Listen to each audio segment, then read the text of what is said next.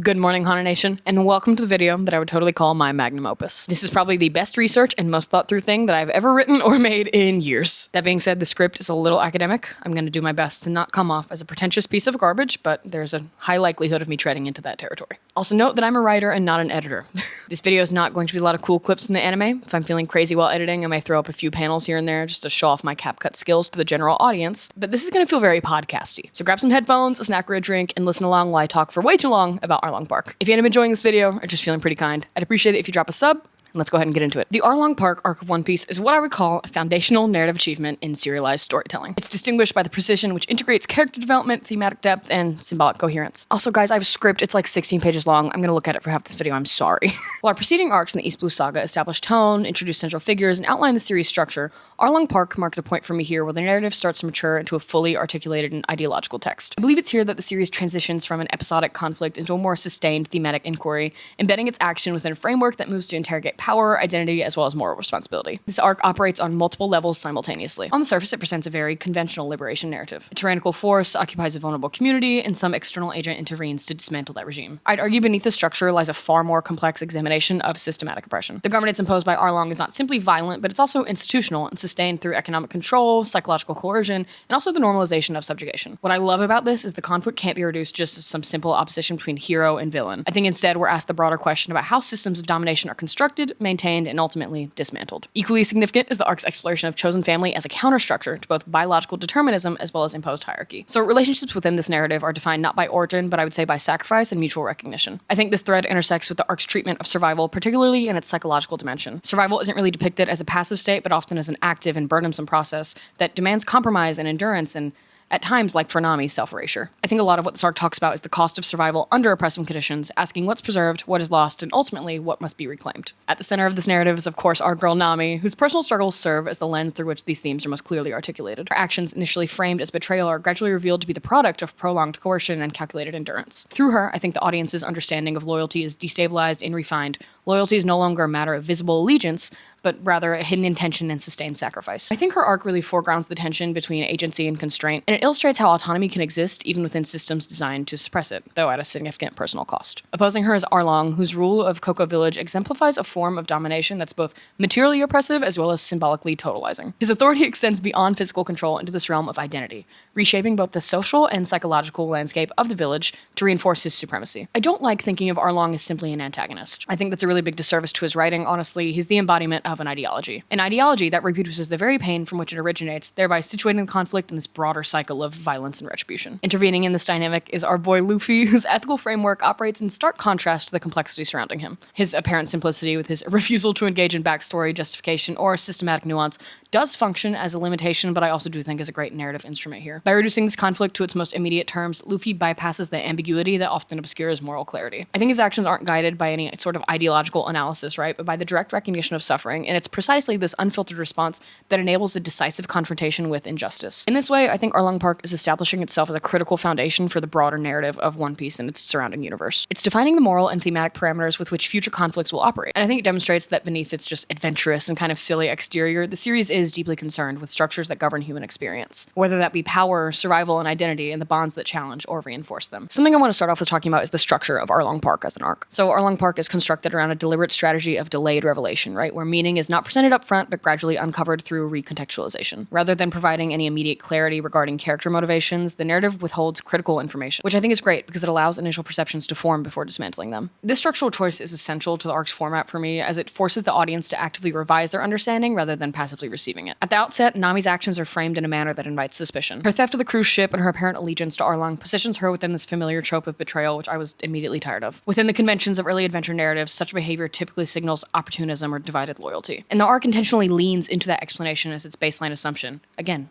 which later revelations will be measured against. What I really enjoyed is that this perceived betrayal is not immediately corrected. We have to sit with that for a few chapters. The narrative allows it to persist, creating tension both in the story as well as the audience's interpretation. And this delay is critical because I think it's why so many of the flashbacks were so effective in this arc. When the flashbacks introduce, it's not just adding new information to some sort of neutral framework, it's completely actively overturning a pre-existing judgment. The flashback sequence really operates as the structural pivot here. It transitions the narrative from external observation to internal pressure, shifting the focus from what Nami does to why she did it. Through this shift, her actions are reinterpreted not as autonomous choices, but rather as a constrained response within a coercive system. Her alignment with Arlong is revealed to be a condition of survival. She's bound by an economic contract that in itself is structurally unjust. This reframing transforms her earlier behavior from betrayal into endurance, and from moral ambiguity into tragic necessity. Central to this revelation is the introduction of Bellemere, whose role just absolutely anchors the emotional and ideological core of the flashbacks. She was devastating to me. Bellemere is frequently mischaracterized in secondary interpretations, particularly due to inconsistencies in translation, which I myself fell victim to. For example, in chapter 79 on Shonen Jump, she is straight up called a mercenary, and here's the panel for proof so you all don't think I'm an idiot. In reality, she's not explicitly depicted as some mercenary figure. Rather, as TikTok informed me, thanks guys, she is presented as a former Marine whose departure from military life is left intentionally unclear in its specifics. Whether she formally deserted or simply walked away isn't really definitively stated, but the narrative emphasizes the nature of her choice rather than its legality. It is unambiguous as her defining action. She removes Nami and Nojiko from a war zone and rejects this continued participation in conflict. What I appreciate is this act isn't framed as heroic in some sort of conventional or combative sense. It is rather an active refusal of disengagement from systems of violence, and I would argue that her identity is not constructed through what she fights, but rather through what she abandons. Bellemere's sacrifice doesn't begin at the moment of her death, but it begins the moment she chose those children over her previous life. By relinquishing the relative stability and the structure of the Marines, she accepts an existence defined by scarcity and vulnerability. Her execution by Arlong isn't the origin of her sacrifice, I think it's its culmination. Someone in my TikTok comments, I'll put it up here, said, quote, "She gave her life for those girls long before she died," which I think reflects the extended temporality of sacrifice. The decisive act is not the death itself, but the sustained commitment that precedes it. I think the narrative's use of Bellemere also establishes some sort of intergenerational continuity of burden. Her choices directly shape Nami's circumstances, embedding the latter's struggle within a lineage of survival strategies. Nami not only inherits Bellemere's love, but also the consequences of her defiance. The economic and psychological constraints placed on Nami under Arlong's rule can be understood as an extension of the conditions initiated by Bellemere's initial act of rescue. In this way, I think the arc constructs a chain of causality that links both past and present, but I think it's also illustrating how acts of care can simultaneously create new forms of vulnerability. This layered structure transforms the arc from a straightforward rescue narrative into a way more complex exploration of inherited responsibility. Nami is not simply some victim awaiting liberation, right, but she's an active participant in a prolonged struggle shaped by decisions made before she had the agency to influence them. And who had the agency to influence them? Bellemere. Bellemere is constructed as a thematic anchor whose sacrifice extends long beyond her limited screen time, or is it page time because I read it? Anyway. She operates as a foundational influence on the arc's both moral and symbolic architecture. The name Bellemere is derived from French and can loosely translate to beautiful mother, which is an absolutely devastating fact that somebody on TikTok told me, so now you have to hear it too. And I would say this is a very deliberative narrative choice rather than some sort of aesthetic flourish for the joy of her being French. It encodes this concept of motherhood as an ethical role rather than some biological condition. Bellemere is not defined by lineage or inheritance, she becomes a mother through decision. This distinction is definitely central to the arc's broader prioritization of chosen bonds over predetermined ones. In contrast to systems that assign identity through birth, whether that be familial or social or racial, Bellemere embodies a model of identity constructed through action. Her motherhood is not passive or given, it's continuously enacted. And I think this emphasis on chosen motherhood is again further reinforced by the contrast between her and the structures of authority she abandons, like the Marines. Bellemere once operated within this rigid institutional hierarchy defined by duty and obedience, but her departure from this system represents a rejection of externally imposed mass identity. She chooses care over conflict, vulnerability over institutional protection, and personal responsibility over some systematic alignment. And I think her Tangerine Grove really functions as a central symbolic and material structure within this framework. On a literal level, it provides her family with a means of survival. On a symbolic level, it encodes multiple layers of meaning related to sustenance and sacrifice. Tangerines, as citrus and as a source of vitamin C, historically played a very critical role in preventing scurvy among sailors, which, if you don't know what scurvy is, it's a disease caused by nutritional deficiency that could lead to severe physical deterioration and death. The historical association here introduces this survivalist dimension that connects Bellemere's livelihood to the broader maritime realities within the world of One Piece, which I realize is very ominous, but it was mentioned in my TikTok comments, and I thoroughly enjoyed it enough to include it here. In this context, though, I do think the Grove represents more than just agricultural labor, right? It's the site of life preservation. Bellemere's work directly counters a slow, inevitable death associated with the sea, right? Positioning her as not only a provider for her family, but also in a broader existential sense. Am I digging too deeply here? Likely. Let's move on. But I think this principle is further emphasized by the conditions under which this grove exists. It's not isolated or in some sort of protective space, it's embedded within a territory subject to Arlong's control. As such, the fruits of Bellemere's labor are literally constantly at risk of being appropriated or destroyed. I think this vulnerability really mirrors the broader dynamics of this arc, where systems of oppression extract value from the labor of subjugated while offering no corresponding security. Despite this, the grove persists, and the persistence in itself is meaningful. It's representing continuity in the face of instability, a deliberate maintenance of life-sustaining practice under the conditions that threaten to seize them. In this sense, I I'd argue the Grove becomes its own form of resistance. I also think its role in legacy is equally as important. After Bellemere's death, the Grove remains as a material and symbolic inheritance. It embodies her labor, her values, and her commitment to sustaining life. For Nami and Nojiko, it functions as a point of continuity, linking both the past and the present and anchoring their identities in this shared history of care and sacrifice. Finally, I'd argue the Grove stands in direct opposition to the systems represented by Arlong. Where Arlong's regime is defined by domination and imposition of value from above, Bellemere's Grove is defined by cultivation and a generation of value from within. One system consumes, the other sustains. One enforces dependency and the other fosters resilience. If you want to skip this part, you can, but here's a brief personal intermission. I absolutely adore the usage of citrus in media. It's one of my absolute favorite things. I'm not sure why I have such a fondness for it, but I really just do. There's something there in the symbolism of a fruit made to share, and because I will take any excuse to talk to you about it, I'm going to share with you one of my favorite poems, aptly entitled The Orange. And before any of you say anything, I know she grew tangerines, but just let me have this, okay? So this is The Orange by Wendy Cope. At lunchtime, I bought a huge orange. The size of it made us all laugh. I peeled it and shared it with Robert and Dave. They got quarters and I had a half.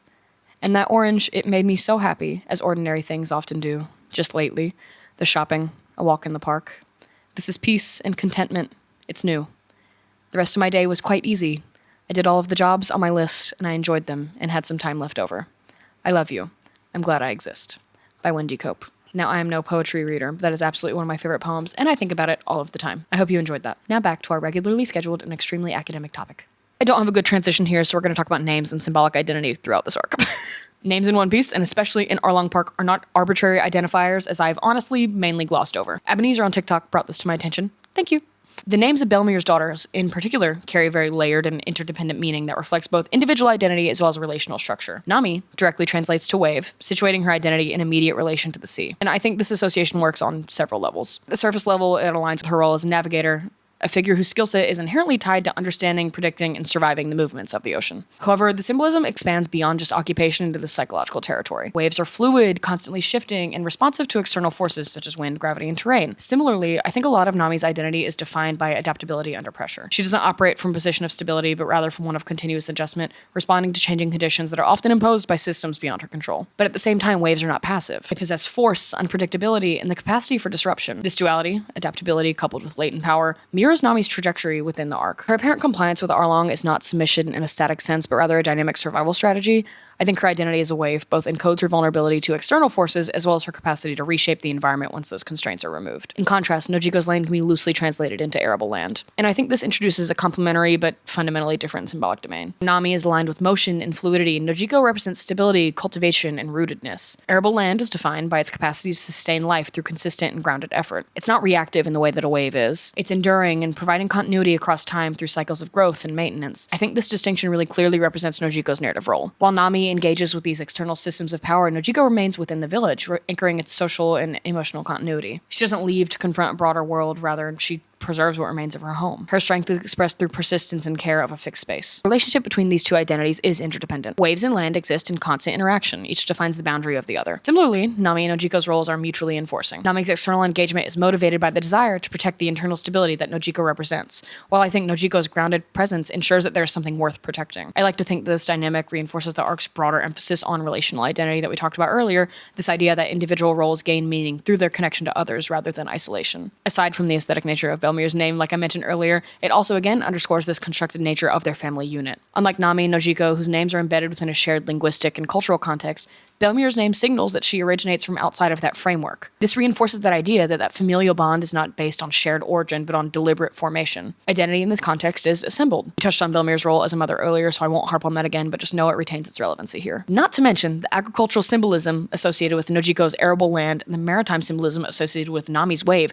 They're both mediated through Bellemere's influence, particularly through the Tangerine Grove. This is a reach, walk with me. The grove itself represents a point of convergence between land and the survival in a maritime world. It's cultivated on land, but exists in direct relation to the needs of those who are on the sea. Sometimes I'm a genius. Bellemere occupies a mediating position between the symbolic domains represented by her daughters, integrating them in this unified system of care and survival. This is the part where you clap. And before we move on to our next topic, the village, I would like to take a moment for an ad break. I don't know why you guys believe that and thought I had a sponsor. This ad break is sponsored by me, myself, and I telling you that I have a Patreon. You may be wondering, Hana, why would I give you money for content I can consume for free? That's a great question that I don't have an answer to. But if you feel super inclined, we're posting full JJK reactions on Patreon.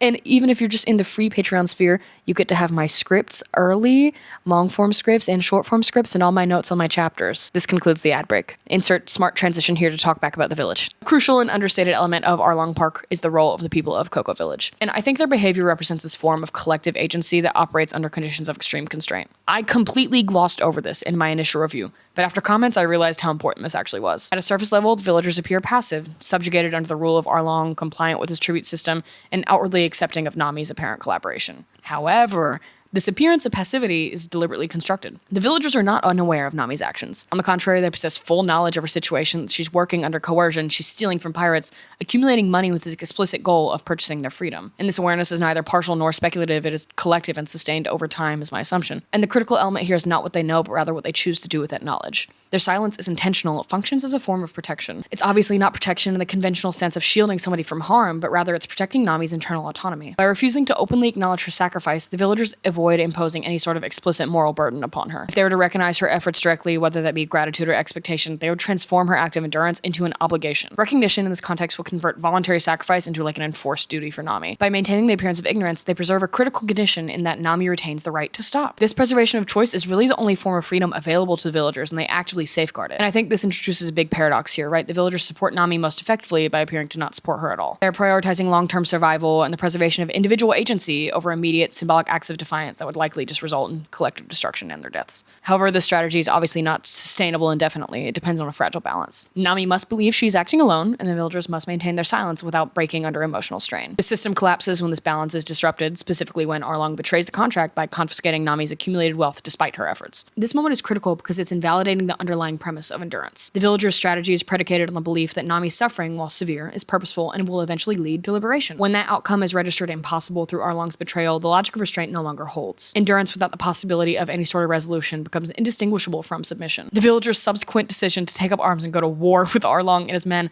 represents a decisive shift from this endurance to active resistance. Importantly, this is not portrayed as any sort of strategic decision at all. They are fully aware that confronting Arlong directly will likely lead to their deaths. This decision is therefore not based on expected success, but rather the rejection of continued passivism under conditions where endurance has lost all of its meaning. And I think this transition also marks the collapse of their collective silence as a new sort of viable moral strategy. Where silence once functions to preserve agency, it now becomes complicit in perpetuating an unchangeable belief. By choosing open confrontation, the villagers represent a different form of agency, one which is rooted in refusal. The arc here presents two distinct modes of collective action. What I really like here is the arc presents two distinct modes of collective action. The first one being endurance through silence, which preserves individual autonomy under constrained conditions. The second being resistance through confrontation, which rejects these conditions when they become untenable. And neither mode is framed as inherently superior, each is emerging as a response to specific structural realities. Ultimately, the villager's role really complicates simplistic interpretations of victimhood. They're neither powerless nor fully empowered, but operate within a narrow spectrum of possible actions, and I think they try to maximize agency wherever possible and redefining it when necessary. Their silence is far from indicating weakness, and it's representing a calculating and morally complex response to oppression, one that prioritizes the preservation of choice even in the absence of freedom. And we really cannot talk about Arlong Park without talking about Luffy. A defining feature of Luffy in this Arlong Park arc is his deliberate and sustained refusal to engage with Nami's backstory at all. As frustrating as it is, I don't think this refusal is a narrative gap or omission. It's a very conscious structural and philosophical choice. Where other characters in the audience come to understand Nami through this layered exposition, Luffy actively resists this process. His disengagement from contextual details I wouldn't say is from any sort of lack of care, rather just necessary for this narrative. This posture establishes a form of intentional ignorance, but because of that, I think we need to talk a little bit about Luffy's moral framework. I think he really operates on direct observation rather than any sort of abstraction. It can be reduced to a very minimal sequence of determinations. 1. Nami is suffering. 2. The source of that suffering is Arlong. And 3. Therefore, Arlong must be defeated. That structure is very intentionally reductive, but its reductiveness is precisely what grants it clarity. By bypassing questions of history or justification, Luffy eliminates the interpretive layers through which injustice is often rationalized. He does not ask why Arlong behaves the way that he does, nor does he consider whether Arlong's past experiences may mitigate his present actions. These questions, that I think are very valid within a broader analytical framework, are treated as irrelevant with Luffy's ethical system. The effect of this approach is the removal of moral relativism. Arlong's ideology, rooted in presumably some sort of history of fishman oppression, could in some narrative sense serve as a basis for partial justification or at least contextual sympathy.